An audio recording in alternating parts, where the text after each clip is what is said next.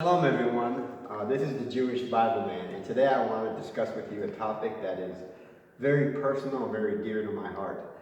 And so I'm just going to go ahead and just speak from my heart. Today is Holocaust Memorial, International Holocaust Memorial Day, and it is significant for me because so much of my family was exterminated in the Holocaust. And there are stories that I want to share with you, and there are many insights I want to give you. So first I'm going to share with you a positive one, and then maybe not so positive one. Saba Pinkas, grandfather Pinkas. He was from Poland. And one day he had realized that Hitler was headed that way. And so he decided that he was going to pack his bags and leave to Palestine, or Israel as it's called today.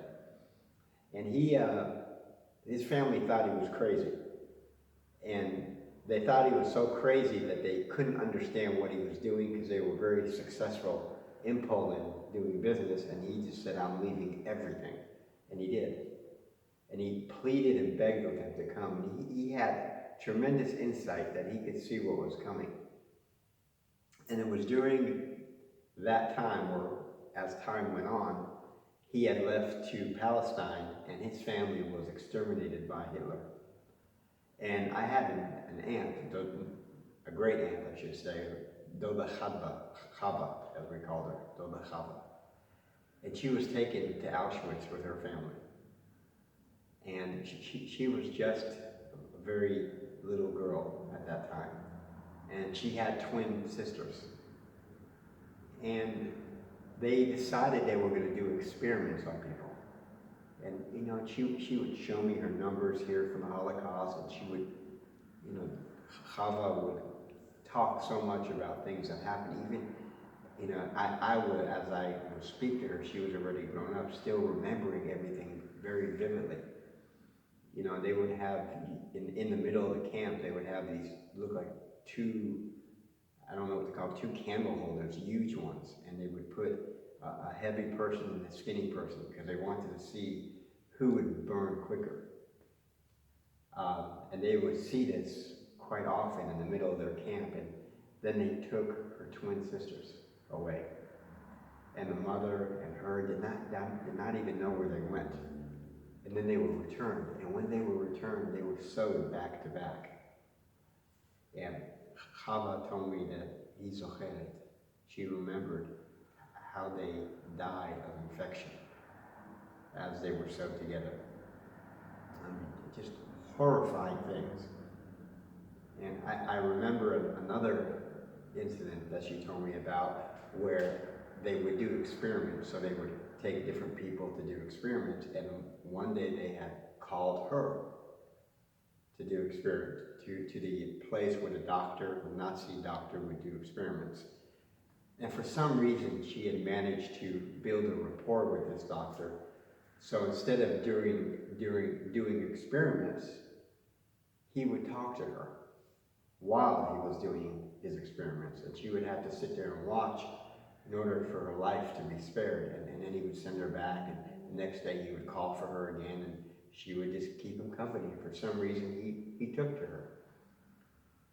One day, when she was there, they brought her mom in. And her mom looked at Chava and said, she said to her, "Shh." In other words, whatever happens, you cannot show any feeling or emotion, or they may kill you. And this person doing the experiments, the Nazi doctor, this monster of a person, he didn't care about the things he was doing. He didn't care about people. He didn't care about God. He didn't care about Jewish people. And she watched her mom get dissected and die. And she had to pretend like it didn't happen, like it didn't matter. And she had to control and contain her emotion, or her life would be next. And And I remember I was sitting there and she was telling the story as a kid, and she's obviously passed away now. She would be crying and she was in tears, and the number that she couldn't get off of her body. 6 million Jews exterminated. How did such a thing happen?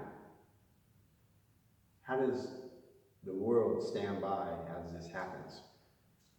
Because no one believed that anybody or any one person could be that crazy as to do that.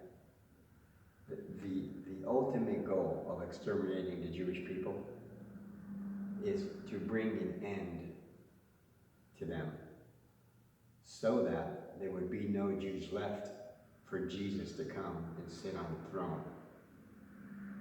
This is a satanic act. It's like Haman, what he tried to do in the book of Esther. It's what Hitler tried to do, and it's what the Antichrist will try to do again. I mean, these stories are so horrifying that I wasn't there. And to this day, I remember the stories, and they sometimes even haunt my memories. But my aunt looked at me and she said, "You cannot forget, because one day people are going to say it didn't happen." And you know what's going on today in the world? Many people are saying the Holocaust never happened. It was like she knew. It was like she knew. It's no wonder why people can't believe in Jesus Christ and repent of their sins, because it happened a couple of thousand years ago. So it must have not happened because it happened a couple of thousand years ago, right? I mean, if something that happened in the 30s, the Holocaust happened, and they could say it didn't happen, when even the German people acknowledged that it happened. Is it any wonder? People forget. People don't want to remember. And the Holocaust is just a horrifying reminder of what mankind is capable of doing to one another. I gotta stop now. I have much more I want to say, but I'm not going to say it. If you have any questions about this, if you want to know more, I'm going to stop because I'm going to tear up here in a second. They taught, and I will talk to you soon.